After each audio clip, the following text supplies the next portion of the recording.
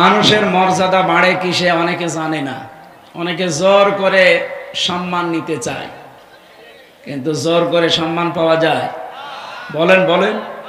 এটা যে পাওয়া যায় না তার প্রমাণ আতা আর হানিফ। জোর করে নিতে চেয়েছিল, কোথায় পৌঁছিয়ে দিয়েছে আজ।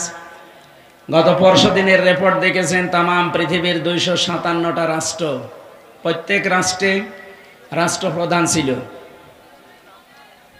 গোয়েন্দা সংস্থা রিপোর্ট দিয়েছে, এটা মাইক্রোসফটের রিপোর্ট। এই 257টা রাষ্ট্রের রাষ্ট্রপ্রধান যারা, সবচাইতে নিকৃষ্ট তালিকায় 10 জনের নাম এসেছে। তার 1 নম্বরে হাসিনা। আমি শেখ বলি না, একবারেই হাসিনা বললাম, কারণ ঘৃণিত মানুষদের নাম অত সম্মানে নেওয়ার দরকার নেই। তাহলে হযরত আবু জেহেল বলার দরকার।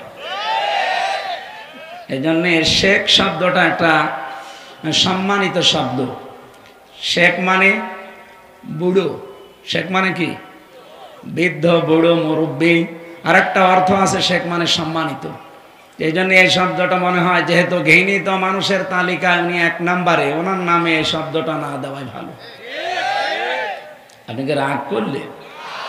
2 নম্বরে নাম এসেছে বাশার আল আসাদের, 3 নম্বরে নাম এসেছে নেতানিয়াহু। এরকম 10 জনের নাম দুনিয়ায় নিকৃষ্ট মানুষের তালিকায়, তার ভেতরে 1ম নম্বরে আমাদের আল্লাহর ওলি।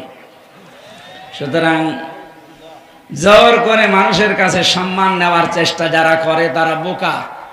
সম্মান মানুষ আপনাকে দেবে 2টা কারণে। কয়টা? ইয়ারফাউল্লাহুল্লাযীনা আমানু মিনকুম ওয়াল্লাযীনা উতুল ইলমা দারাজাত। সূরা মুজাদালা 11 নম্বর আয়াতের মাঝের অংশে আছে। আল্লাহ রাব্বুল আলামিন জানিয়ে, এখানে ডিস্টার্ব হয়ে যাচ্ছে, কিছু দেওয়া লাগবে না ভাই, বসেন তো। যারা মাহফিল দেয় আসলে এরা শোনে না, বিভিন্ন আন্টি শান্তিতে সময় কাটায়। আমির জামাত ডাক্তার শফিকুর রহমান হাফিজাহুল্লাহ, কয়েকদিন আগে একটা অনুষ্ঠানে আমি ছিলাম ওনার। উনি যারা তাফসীর করে বাংলাদেশে, যারা মুফাসসির, যারা ওয়াজ করে, এনাদের উদ্দেশ্যে 2টা কথা জানিয়েছেন। আপনারা যারা তাফসীর মাহফিলে, ওয়াজ মাহফিলে, দিনের অনুষ্ঠানে কথা বলেন, আন্টি শান্তি, আগল পাগল, উল্টা পাল্টা কিচ্ছু বলতে যাবেন না। ক্লাসের আকারে কথা বলবেন, সর্বোচ্চ 1 ঘন্টা বলেন, অসুবিধা নেই। 45 মিনিট বলেন, কোনো অসুবিধা নেই। আরো কমিয়ে আপনি আধা ঘন্টা বলেন। পৃথিবীতে বিশ্বনবী মুহাম্মদুর রাসূলুল্লাহর মতো এত দামি কথা কেউ বলতে পেরেছে? পারবে কেউ? তার জীবনের সর্বোচ্চ বক্তব্য ছিল 27 মিনিট আরাফাতের ময়দানে। বিদায় হজের ভাষণে সর্বোচ্চ 27 মিনিট কথা বলেছিলেন। এটা ঐতিহাসিক প্রেক্ষাপটে আমরা পেয়েছি। তার মতো মানুষ যদি 27 মিনিটে কি কথা বলেছিলেন, আর 1400 বছর চলছে, এখনো পর্যন্ত দুনিয়ার মানুষ এই 27 মিনিটের বক্তব্য কোল কিনারা করতে পারে না, শেষই করতে পারে না এখান থেকে শিক্ষা নিয়ে। আর আমরা এমন হুজুর, এমন বক্তা, 2.5-3 ঘন্টা শুধু চলে যায় জুলেখা আর ইউসুফ নবীর কাহিনী বলতে, অথচ ওখান থেকে যে শিক্ষা দরকার সেটা কিন্তু আমরা বলিও না, নিতেও চাই না। খালি কাহিনী বলেন, প্রেম কাহিনী। কে বলেছে আপনাকে ইউসুফ জুলেখার প্রেম কাহিনী? সূরা ইউসুফ পড়াটা একটা রাজনীতি। এটা কি?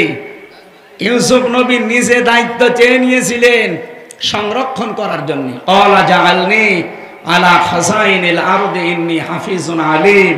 এই আয়াতের ব্যাখ্যা ফি জিলালিল কোরআন পড়েন, প্রেম কাহিনী বের হবে আপনার।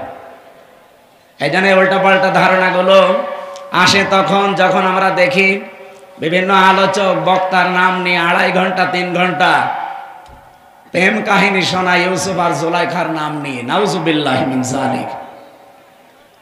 আমরা ওই দিন থেকে শুরু করে চেষ্টা চালাই আমাদের সর্বোচ্চ মুরব্বী, অভিভাবক, ওনার কথাকে সামনে রেখে আমি যতটুকু বলি, আল্লাহর প্রশংসা খুব বেশি হলো 1/2 মিনিট, রাসূলের প্রশংসা 10-15 সেকেন্ড, এরপরে আমরা মূল কথায় চলে যাই। এদিন আমার মনে হয় এইভাবে আসালি পাসালি দিয়ে সময় নষ্ট না করে আল্লামা সাঈদী সাহেবের ওই ঐতিহ্যটা ধরে রাখা দরকার। এই তাফসীর মাহফিলগুলোতে সর্বোচ্চ মাগরিব থেকে এশা পর্যন্ত একজন তুলে দেবেন, এশার নামাজ পড়ে প্রধান বক্তা তুলে দেবেন। আপনারা দাওয়াতও নিয়েছিলেন এই কথা বলে, কিন্তু কথা রাখেননি। আমি কখন এসে বসে আছি আপনারা জানেন? এই যে সময়টা নষ্ট করলেন, আমি এই সময় পড়তে পারতাম না। ডাক্তার আমারে বলেছে রাত 10টার পরে জেগে থাকবেন না, তাহলে মাথার এই যে পাশে যে ড্যামেজ হয়ে গেছে ওটা আবার সমস্যা হয়ে দেখা দেবে। কুষ্টিয়ার অনুষ্ঠানগুলো নিতে চায় না আরও এই কারণে। গ্রামের ফকির ভিক্ষা পায় না, বাংলায় কথা নেই। আমি বাইরের জেলায় গেলে একটু দাপট দেখাতে পারি, কিন্তু এখানে আসলে তো বিড়াল হয়ে যায়। আপনারা যা বলেন তাই করা লাগে না। আগামী থেকে এটা আর হবে না, এই সিস্টেম পাল্টাতে হবে। আমার অধ্যক্ষ সাহেব বলছিলেন আসার পরে যে সিস্টেমগুলো আসলে পাল্টানো দরকার। কেন এত রাত করা লাগবে? মানুষ তাহাজ্জুদ পড়বে, ফজরের নামাজ আছে, সকালে কর্মজীবন আছে। আর আমার কালকে দিনের বেলা চট্টগ্রাম, রাতের বেলা নোয়াখালী। আমি তো পারা দরকার আমার। আগামী থেকে কুষ্টিয়া এটা রেকর্ড হচ্ছে, সারা বাংলাদেশে যাচ্ছে। যারা অনুষ্ঠান নেবেন হাতে পায়ে ধরে বলছি এশার নামাজ পড়ে আমারে তুলে দেওয়া লাগবে সাইদি সাহেবের মতো। যদি পারেন দরকার হয় পোস্টারে লিখে দেবেন মোটা করে, আমির হামজার বয়ান রাত 8টায়। আমি 9টা 9:30টায় মাহফিল শেষ করে দিতে চাই। যদি পারেন নেবেন, না হলে হাতে পায়ে ধরে বলছি দাওয়াত দিতে যাওয়ার দরকার নেই, আমার দাওয়াতের অভাব নেই। এই জন্য আশা করছি আমার কথাটা আপনারা ঠিক রাখবেন।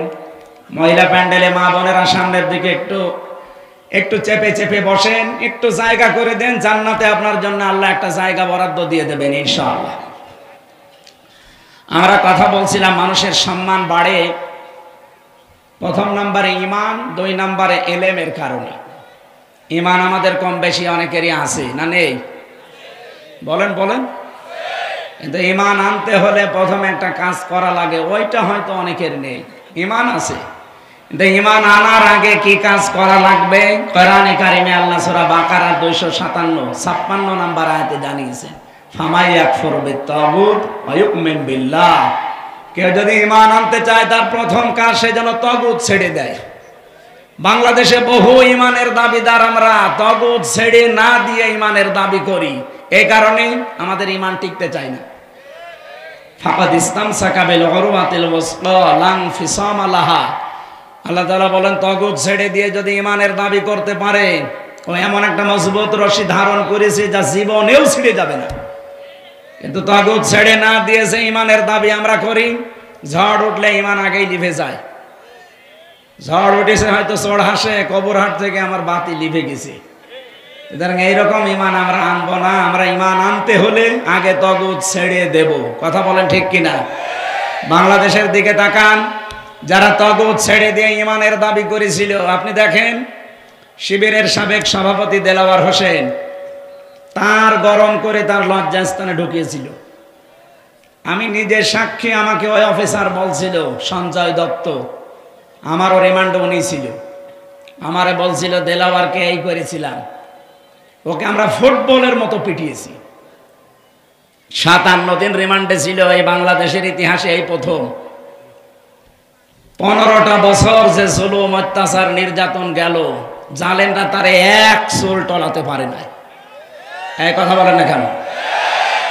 কারণ সে তাগুত ছেড়ে দিয়ে ঈমান এনেছে।